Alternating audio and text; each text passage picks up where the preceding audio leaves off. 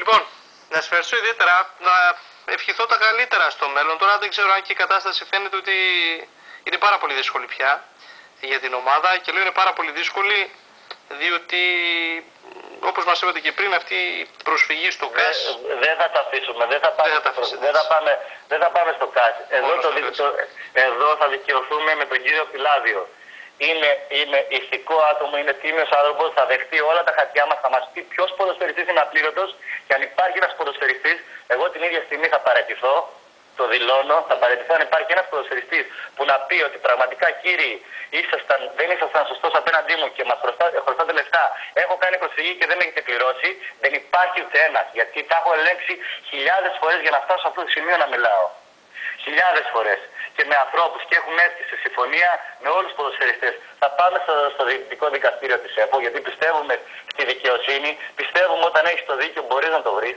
Σας είπα ότι δεν υπάρχουν παρανομίες και δεν υπάρχουν πλαστά χαρτιά και δεν υπάρχουν έντυπα τέτοιου είδους τύπους. Δεν έχεις να φοβηθείς τίποτα. Και οι ίδιοι δικαστές και οι ίδιοι είναι άνθρωποι που μπορεί να καταλάβουν το λάθος τους. Γιατί μπορεί να μην το έχουν ψάξει από τη σωστή θέση. Εγώ πιστεύω ότι έχει γίνει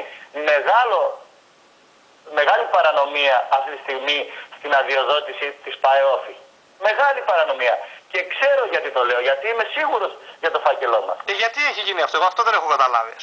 Αυτό πρέπει να μας απαντήσουν οι ίδιοι. Ναι. Οι ίδιοι. Θα δείτε αύριο ότι δεν θα έχουν να μας απαντήσουν κάτι τέτοιο.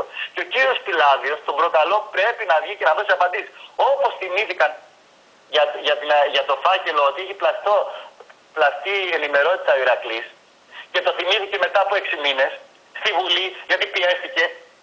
Εντάξει, γιατί κύριε οποιοδήποτε είναι αυτός, γιατί τον Δεκέμβριο, τον Ιανουάριο δεν είπατε στον Ηρακλή κύριε έχεις πλαστεί ενημερότητα, δεν θα κάνεις μεταγραφές, αλλιώς θα πέσει κατηγορία.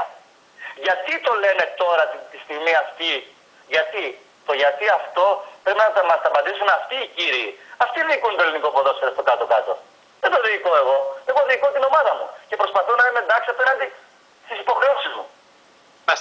Νίκο Μαχλά, σε ευχαριστώ πάρα πολύ. Καλό βράδυ. Παρακαλώ, να είσαι καλά.